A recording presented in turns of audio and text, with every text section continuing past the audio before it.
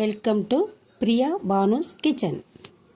இப்போ நம்ம ஒரு உளுந்து கஞ்சி, கும்பகோணம் உளுந்து கஞ்சி எப்படி செய்யலான்னு பார்க்கலாம். அதில் ஒரு தேவையான பொருட்கள் பாருங்கள். 1 கிளாஸ் பால், 1 கிளாஸ் நாட்டு சர்க்கரை, 1 கிளாஸ் கருப்பு உளுந்து. உடச்ச உளுந்து வச்சுக்கலாம், முழு உளுந்து வச்சுக்கலாம். நான் என்கிட்ட இந்த உளுந்து இருந்தது. அது கூட இந்த நட்ஸ் இருக்குது பாருங்கள், முந்திரி பருப்பு, இந்த ஏலக்காய், 3ஐயும் நல்லா ஃப்ரை பண்ணணும் ஒரு பாத்திரத்தில். அதுக்கு கடாயை வச்சாச்சு, அடுப்பு ஆன் பண்ணிக்கலாம். தவா வச்சு இப்போ இந்த ஃபஸ்ட்டு கொஞ்சம் முந்திரி பருப்புக்கு நெய் கொஞ்சம் போட்டுக்கணும். அப்போ தான் அந்த கஞ்சி வாசமாக இருக்கும். அதுக்காக கொஞ்சம் நெய் போட்டு அந்த முந்திரி பருப்பையும் எடுத்து போட்டு ரெண்டும் ஃப்ரை பண்ணணுங்க. அது ரெண்டும் மிக்ஸ் ஆகட்டும். அந்த நெய்யும் முந்திரி பருப்பும் நல்லா வறுத்து வரட்டும், கோல்டன் கலர் வரட்டும். கோல்டன் கலர் வரணும்னு கிடையாது, நம்ம மிக்சியில் தான் போட்டு அரைக்க போகிறோம். அதனால் லைட்டாக வறுப்பட்டாவே போதும். பரவாயில்ல, இந்த கலரே போதும், இந்த மாதிரி வறுத்ததே போதும். அதை எடுத்துக்கலாம்.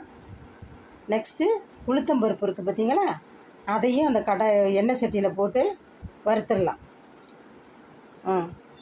இப்போ பாருங்கள், இது கொஞ்சம் லேட்டு தான் ஆகும். இந்த உளுந்து கலர் கோல்டன் கலர் வரணும் பாருங்கள். அப்போ தான் அந்த கஞ்சி வாசமாக இருக்கும், சாப்பிட்றதுக்கு நல்லா டேஸ்ட்டாகவும் இருக்கும். இல்லைன்னா ஒரு மாதிரி பச்சை ஸ்மெல் வரும். அதுக்காக தான் கொஞ்சம் கலர் வரலையும் அதை நல்லா ஃப்ரை பண்ணணும். கொஞ்சம் வருதுங்க. இது அடுத்தது அதை மிக்சியில் எடுத்துகிட்டு போய் அரைச்சி நல்லா நைஸாக வந்துடுச்சு பாருங்கள். மிக்சியில் அரைச்சிட்டு வந்தது. இந்த மிக்சியில் அரைச்சதே மிஷினில் வச்சு அரைச்ச மாதிரி வந்துட்டு பாருங்கள். இதில் 2 கிளாஸ், இப்போ 2 கிளாஸ் தண்ணி ஆட் பண்ணிக்கணுங்க. ஃபஸ்ட்டு 1 கிளாஸ் கொட்டிக்கலாம், அடுத்தது 1 கிளாஸ் போட்டுக்கலாம். அதோட ஆட் பண்ணும். 2 கிளாஸ் தண்ணி ஆட் பண்ணியாச்சு. இப்போது ஒரு ஸ்பூனை வச்சு நல்லா மிக்ஸ் பண்ணிக்கலாம். கொஞ்சம் சால்ட்டு கூட இதில் கொஞ்சம் போட்டுக்கணுங்க. சால்ட்டு இது எல்லாம் சேர்ந்து நல்லா கட்டி இல்லாமல் கலக்கி எடுத்துக்கலாம். இப்போது இது கரெக்டான பதத்துக்கு வந்துருச்சு. அடுத்தது நாம் இதை எடுத்துக்கொண்டு ஒரு ஸ்டவ்வில் வைக்கணும். கேஸ் ஸ்டவ்வில்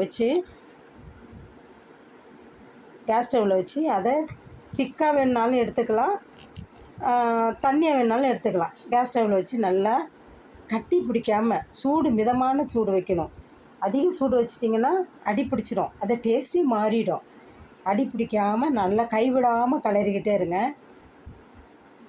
அதில் சர்க்கரை போடாமலும் தயிர் போட்டு உப்பு போட்டு வர சாப்பிட்லாம். சில பேருக்கு சுகர் உள்ளவங்க பாருங்கள், சர்க்கரையும் உப்பும் போட்டு சர்க்கரை போடாமலே சாப்பிட்லாம். சுகர் இல்லாதவங்க சர்க்கரை போட்டு சாப்பிட்லாம்.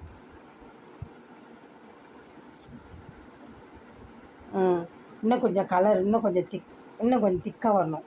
அது ரொம்ப தண்ணியாக இப்போ வந்துருச்சுங்க.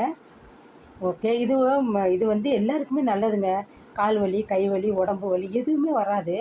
இப்போ நாட்டு சர்க்கரையை கொஞ்சம் அதில் போட்டுக்கலாம். நாட்டு சர்க்கரையை போட்டு, நாட்டு சர்க்கரை வேணுனாலும் போட்டுக்க. என்கிட்ட இதுதான் இருந்தது, அதை போடுறேன்.